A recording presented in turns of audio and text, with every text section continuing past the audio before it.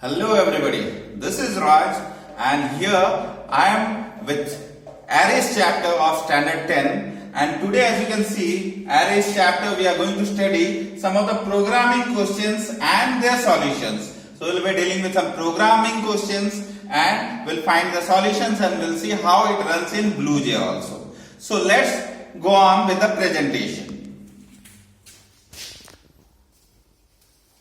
So let's see what are the questions and we'll try to find out their solutions. So our first program, it is write a Java program to input student details like name of student, class, roll number and address of the student and store it in an array and display the details. So this will write a program where we can store the name of students, class, roll number and address. We'll store it in an array and then print out their details. So let's go on to BlueJ and see it's working. So as you can see that student details, that program has already been written. We'll go through it. So first line you can see import java.util.scanner because we are going to use scanner class for doing input during runtime. Then public class, the ideal name of the class would be student details since we are dealing with that. Then we are having the public static void main string array args.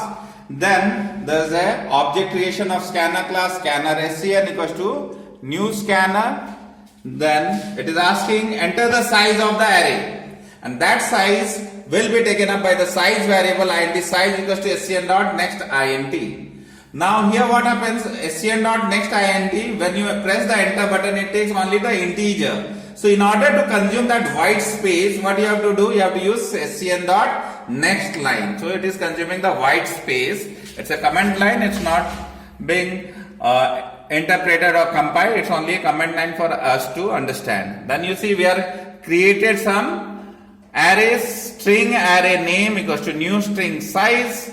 Then similarly string array class equals to new string size and class you can see capital C I have written because class with a small c will be a keyword. So I have mentioned here capital C class. Then int array roll number equals to new int size and string array address equals to new string size. So four variables are there, name, class, roll number, address, which will store the values of name, class, roll number and address of the student. Then you have to take a for loop where input of data will be done. So you see for int I equals to 0. So index number always starts from 0. It should go less than the size because index number is always 1 less than the size. So I less than size, then I plus plus. Then it is asking system.out.println enter the name, class, roll number and address in the following order. Means you have to put data, input data, first name, then you have to give class, then you have to give roll number, then address. Obviously name will be string type, class 10A, 10B we write or 9A, 9B, so that will be also string type. Roll number will be integer type, so that you have to keep in your mind. And address again it will be of string type. So as you see name I equals to scn dot next line, class I equals to scn dot next line, roll number I equals to scn dot next int because this is of integer type and when you are taking integer type in order to consume the white space left by that next int method you have to use a dummy scn dot next line. So this will consume the white space. Then address I equals to scn dot next line. So what it will do, it will go on continuously inputting of data, as many data are there that will do the input. So input part is being done in this area. Then we'll have the output system.out.println. You see a heading has been printed for heading display. Name, then a tag space, then class, tag space, roll number, then address. Then again I have put a for loop for int I equals to 0, I less than size, I plus plus. So what it is doing, system.out.println, it will print the name followed by a tag space, then it will print the class followed by tag space, then roll number followed by tag space, then the address. So this is how the program is. We'll compile the program and you see class compile, no syntax error. That means our program is correct. We'll close it and then we'll run it. So right click on it, void main string array args, that method will execute. Click on OK. then enter the size of array. Let's give the size of array to be 5. Just see, the input will be done in the bottom part. So enter the size of the array is 5. So 5 has been entered. Now it comes up here. Enter the name, class, roll number, address in the following order. So name of first student will give, one name will give. So you see it is getting typed, it will get typed over here, the name. It is, name is Abdul Kalam. Then class again 10A or 10B we can write.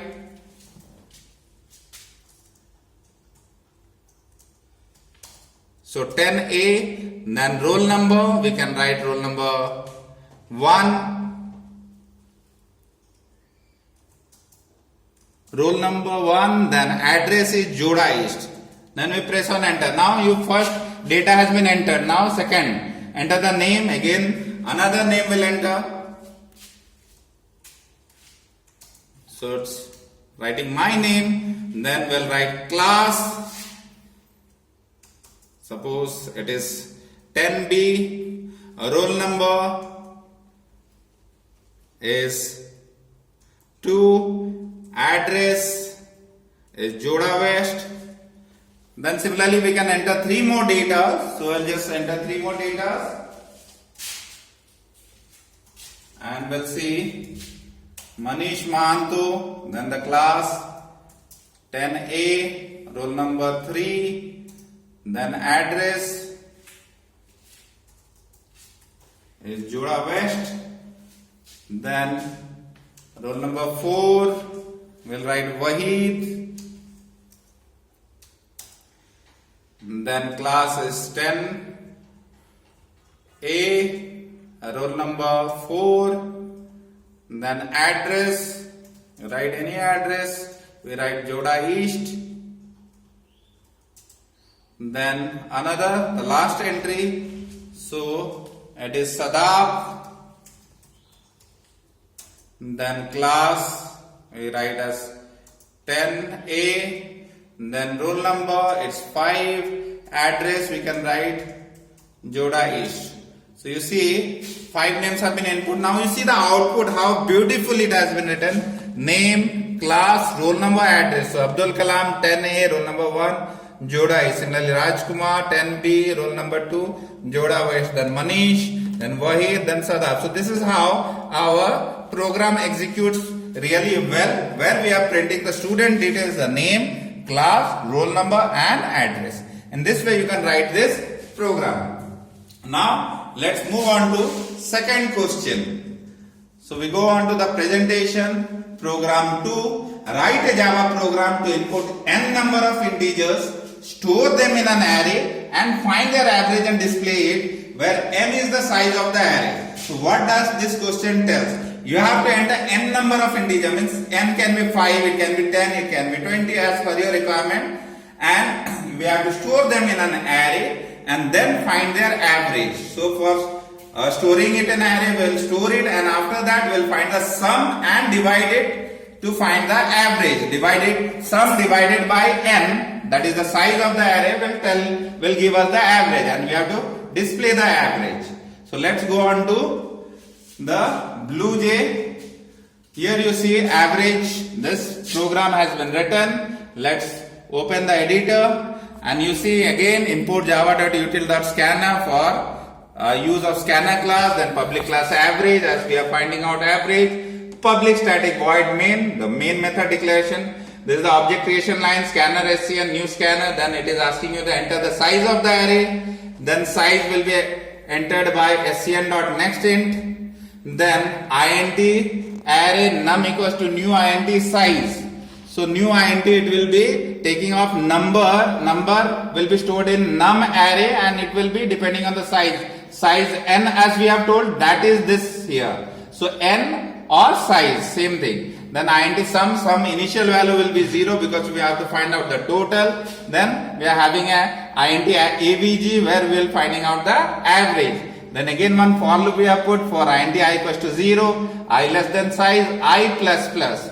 System.println, enter the number. So whatever number I plus 1, can you tell me why I plus 1? Because this is telling you, I is telling you the index number, but enter the 0th number. Is there any 0th number? No. Index number is 0, but that is our first number. So 0 plus 1. Enter the number 1. Then second number if you are entering, index number will be 1. 1 plus 1. So enter the number 2. In that way it will go on asking. So that's why I plus 1. Now it is accepting here num I equals to SCN dot. Next int it will ask, it will enter the value and store it in num array. So here this part is for inputting above data, inputting above integers. Then the next for loop will see. Here what we are doing again for int I equals to 0, I less than size, I plus plus. It is finding out sum. Sum equals to sum plus num I. So whatever values are stored in each index location, it will go on adding and store it under sum. So once this for loop is over, what it will do? It will find out the sum. And how can we find out the average? So AVG, average equals to sum divided by the size. Suppose you have taken 10 elements. So divided by 10, it will give you the average. Then printing or displaying system.out.println, the average of the numbers are plus AVG. So let's compile it. We'll see class compile, no syntax error. Then let's run it, close it, then right click on it, void main, string array args, click on it, average okay.